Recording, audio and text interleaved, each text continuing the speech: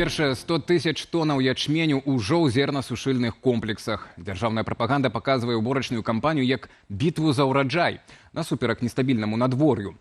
Але ж дзякуючы дакументам КДК і Генпракуратуры, злітым рабочаму руху, мы даведаліся, што прынамсі летась праблемы ствараў не клімат, а сістэмны крызіс у кіраванні ды тэхніка, якая не заводзіцца, гарыць або гніе ў чаканні рамонту.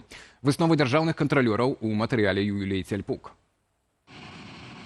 Азімы ячмень першым трапляе пад малацільны механізм камбайна. Беларускія механізатары выпрабоўваюць тэхніку, рапартуюць дзяржаўныя медыі и спадзяюцца на святароў. Перед тем, как приступить к жатве, по традиции прямо на старте освещают технику. Бо тэхніка слабое звено вынікае з афіцыйных дакументаў, якія мы атрымалі ад рабочага руху. Летась 30 ліпеня у самае жніво на полях Генпракуратура рапартавала Савету міністраў. На Гомельшчыне 62% камбайнаў не прайшлі дзяржтэхагляду. На Віцебшчыне 28% и 18% у Магілёўскай области. Где основный злом? Это некачественные отечественные детали, которые призваны заместить импортные аналоги, то есть пресловутое импортозамещение. Детали выполняются некачественно, и в принципе техника во многих случаях приезжает к потребителю, к покупателю уже в неисправном состоянии. И в документах это отчетливо прослеживается. Прадпрыемствам галіны загадвалі зніжаць дэфектнасць тэхнікі на 10% штогод. Дакументы сведчаць, што прынамсі ў 23 годзе дэфектнасць расла.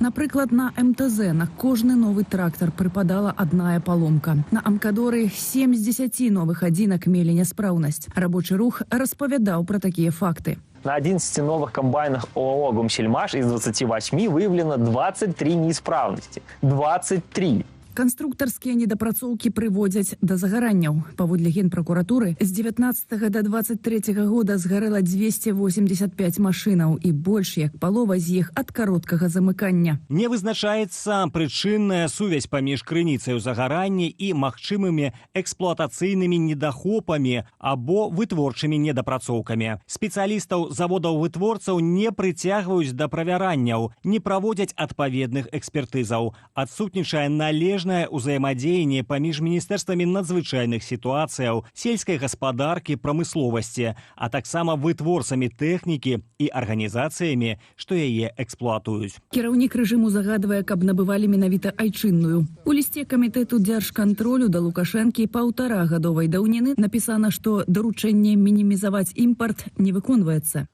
Уласцівая айчынным вытворцам няспрытнасць, звязаная з вырабам і пастаўкай прадукцыі, а таксама вышэйшы кошт беларускай тэхнікі, стымулююць спажыўцоў да набыцця імпартных аналагаў. Міністэрства прамысловасці прапанавала выдаткаваць 2,5 мільярды рублёў на мадэрнізацыю прадпрыемстваў машынабудаўнічага комплексу ў 24-26 годах. Потому как на белорусских предприятиях проводят данные мероприятия, можно писать книги по коррупции на самом деле, потому что сколько бы денег не выделили, пока согласуют, пока сделают проект, это пройдет огромное количество времени, и данная модернизация будет уже не актуальна. Ва ўнутранай дакументацыі чыноўнікі прызнаюць, што менавіта ад тэхнікі абсталявання залежыць беларускі ўраджай. В Беларуси существует такая система, которая по сути своей, она мало того, что там коррупционна, то, что она построена на лжи, на насилии, она абсолютно неэффективна с точки зрения экономики. Лукашэнкаўскія СМИ падкрэсліваюць, што на палі выйшла 95% тэхнікі і ў прыватнасці 7 тысяч камбайнаў. Юлія Цельпук, Белсат. Зато айчынны гандаль упэўнена дэманструе рост. Што праўда, адмоўны. Пры гэтым купляць беларускае не хочуць ані беларусы, ані замежнікі. Нацыянальны статыстычны камітэт публікуе несуцяшальныя лічбы. Сальда вонкавага гандлю няўхільна падае, ды яшчэ ўражальнымі тэмпамі. Тэму працягне Валера Руселік. За год мінус амаль $1 мільярд США. Белстат апублікаваў свежыя звесткі пра вонкавы гандаль таварамі за першыя 5 месяцаў гэтага года. Агулам адмоўная сальда складае ўжо мінус $2,6 мільярды. Калі зусім на пальцах, то гэта азначае, што Беларусь купляе за мяжою больш, чым туды прадае. Это создает дополнительные риски. Какие? Дело в том, что мы покупаем тоже там какой-то товар за границей не за белорусские рубли, а за какую-то иностранную валюту. То есть это может быть российские рубли, может быть доллары, ну или даже там евро. Хотя сейчас евро уже в меньшей степени, там, допустим, китайский юань. И эти валюты, естественно, в Беларуси не производятся. Між тым, само па сабе адмоўнае сальда гэта яшчэ не трагедыя, супакойвае аўтар праграмы «Оптымум» Андрей Махоўскі. Яго можна кампенсаваць, да прыкладу, продажам паслугаў, інвестыцыямі альбо крэдытамі. З'ява для айчыннай эканомікі звыклая. Іншая рэч – абвал рахунку бягучых аперацыяў, то бок сумы на агул усіх грошай, якія прыходзяць у краіну. Кампенсоўваць адмоўнае сальда папросту няма чым. Дефицит вот этого счета текущих операций по итогам первого квартала только был, он просто подается с запозданием, его считают с запозданием и поквартально. Он был 2 миллиарда долларов. Это, ну как бы на минуточку, это 11% белорусского ВВП. Это на самом деле, вот это на самом деле очень много. Пры гэтым прадаваць беларускія тавары ўсё складаней не толькі на рынкі краінаў гэтак званай далёкай дугі, але і ў Расіі, эканоміка якой сёння перажывае таксама не найлепшыя часы. Если мы берем январь-апрель этого года к 2024 году, то мы видим, что сокращение идет и по экспорту и промежуточных товаров, и инвестиционных товаров. Единственная группа товаров, которая продолжает демонстрировать рост, это потребительские товары, в том числе тоже продовольствие. Ну дык і што ж рабіць, калі купляць беларускае, ахвотнікаў усё менш? Второй вариант – это меньше тратить, вот, если вы не можете больше заработать. И, собственно, то есть сокращать импорт. И, собственно говоря, вот именно по этому второму пути, как я понимаю, белорусские власти сейчас и идут. Гаворка, да прыкладу, пра падвышэнне Нацбанкам стаўкі рэфінансавання. Гэтак улады намагаюцца зацугляць спажывецкі імпарт, які толькі за 4 месяцы сёлета склаў 14,5%. І вось тут пытанне. Калі вы нават беларусаў не можете заахвоціць набываць беларускае, то з якога перапуду гэтае беларускае маюць купляць замежнікі? Валер Руселік, Белсат. А тым часам у Александра Лукашэнкі з'явілася чарговая ідэя, як вывесці дзяржаву з эканамічнага піке. Падчас інспектавання Магілёўшчыны былы старшыня Саўгасу традыцыйна шмат крытыкаваў і абражаў. Але знянацку запатрабаваў развіваць у Беларусі казаводства.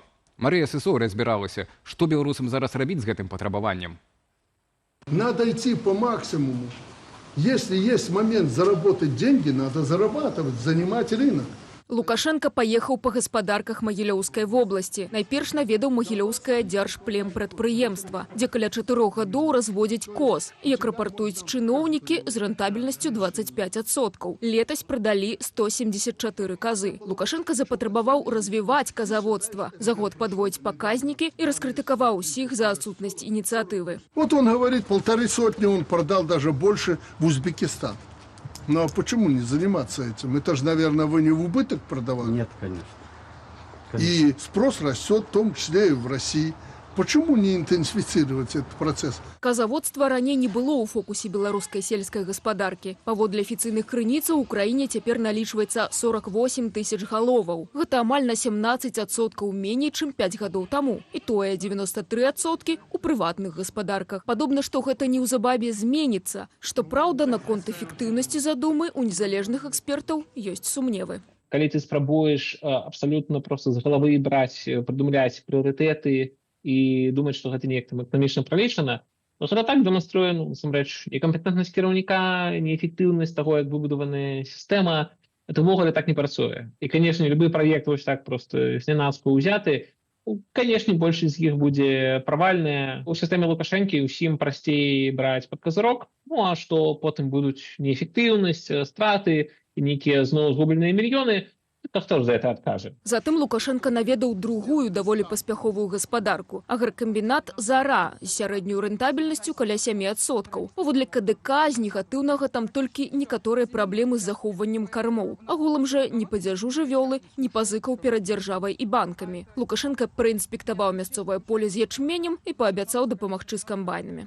Лукашенко любіць фармат сельскагаспадарчага стендапа, калі ён у звыклай, комфортнай для яго атмасферы, усіх там разносіць, хваліць, дае парады, нават калі ў гэтым мала фактычнага і кіраўнічага сэнса, але гэта комфортна яму, і гэта дазваляе стварыць некую прыгожую картинку, з аднаго боку прадэманстраваць нейкія поспехі і нешта прыгожае, а з іншага боку, як Лукашенко, маўляў, блізкі да народа. І традыцыйна не ўстрымаўся Лукашенка ад абвінавачвання чыноўнікаў у безгаспадарлівасці. Гэтым разам забярвенне, якое валяецца на палях і ўзлесках Магілёўшчыны, дагубляе эканамічную каштоўнасць. Что к 1 сентября по стране не было ни одного бревна, валяющегося на опушке леса. Мария Сысой, Белсат.